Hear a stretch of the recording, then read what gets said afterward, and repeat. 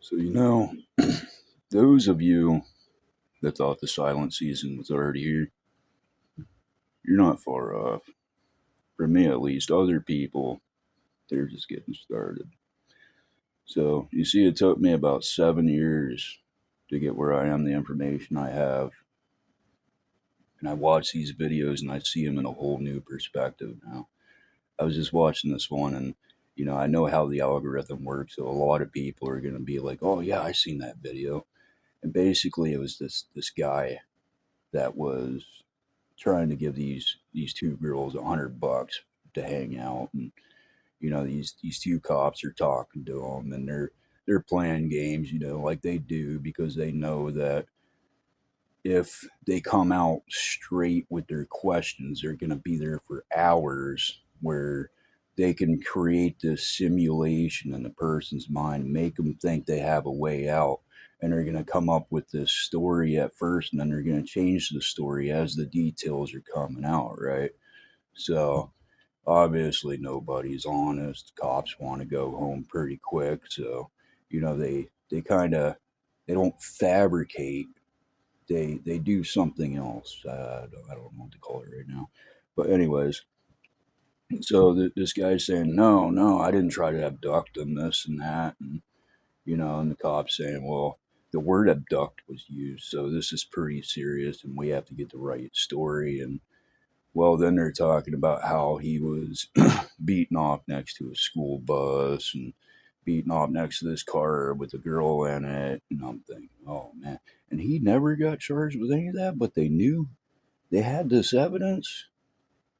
Man, he was stuck in a minnow net for a while, wasn't he? And so, the cops, they ended up taking the guy because they're saying, well, you were just losing your mind, right? You were just following him. And yeah, yeah, that's it. I just lost my mind. Okay, turn around. You're getting cuffed.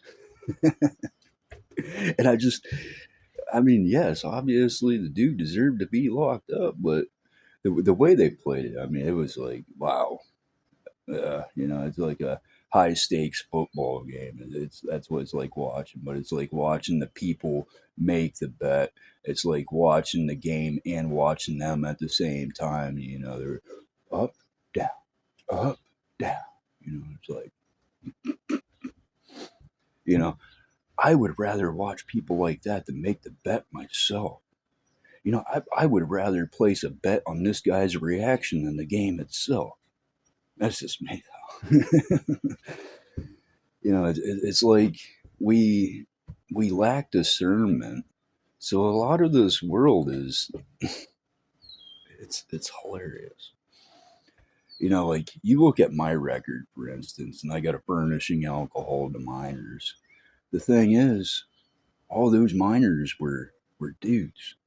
People are like, oh yeah, they were probably girls. No, no, they were dudes. And one of them was my wife's late brother that wasn't even supposed to be there. I had a 19-year-old call me, from a party and say, well, we need more beer. Okay, come pick me up. I don't give a shit. So then they were dropping me off at home. Something happened. We got pulled over by the cops. So, people are going to say, well, he was going to that party. No, I'm a loner, dude. I'm a fucking loner. I don't do parties, because I go to a party, I get drunk, I'm gonna end up laying some kid out, waking up in jail and not remembering it.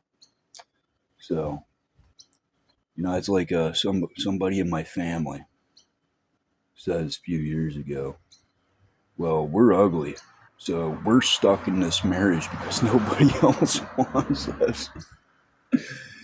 And I'm thinking, of all these people that are so insecure for small reasons, big reasons, whatever it is. I mean, on the job, if a chick is extremely attractive and she's working, in like a factory or something, I mean, obviously you got a meat rag that looks like a distorted version of a black ring around a black hole trying to escape the simulation. So being ugly has a lot of psychology to it. People, would I say you're more pragmatic if you consider yourself ugly? I mean, these people, they learn that they don't have anything to give, but they definitely give themselves way too much to some people. I mean, you ever notice, like, in Virginia, Oklahoma, Idaho, or wherever the hell those, child sex trafficking places are? I mean, these people look like straight up hillbillies every time. The stripper that gets pregnant, you might find her baby in a dumpster, but she ain't raising that kid for no 5 years to traffic them.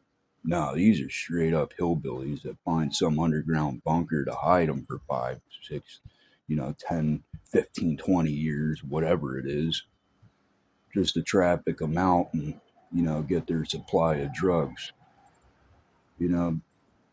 But, ooh, this is such a wild world. And the older I get, I'm like, the less I want to put up with this shit, the less I want to think about this shit, the less I want to think about what I've seen, the less I want to think about who I've met. Because the older I get, the more perspectives I see on people that I used to know. And I think maybe they changed, maybe they didn't. The only time you can tell is when they're going through a shit situation. Did they go back to their old selves?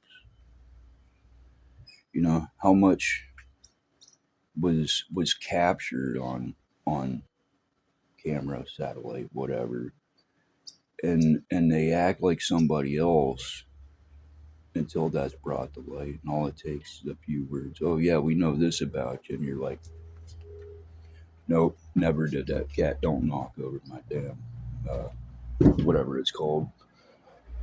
So people wonder why I'm so contradictory.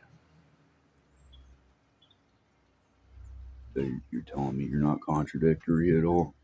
You're not telling me that when you have a good job, you're a better person than when you have no job? My internet from last month to this month went up $100. 100. It went from 40 to 140. So you tell me what's wrong with the world.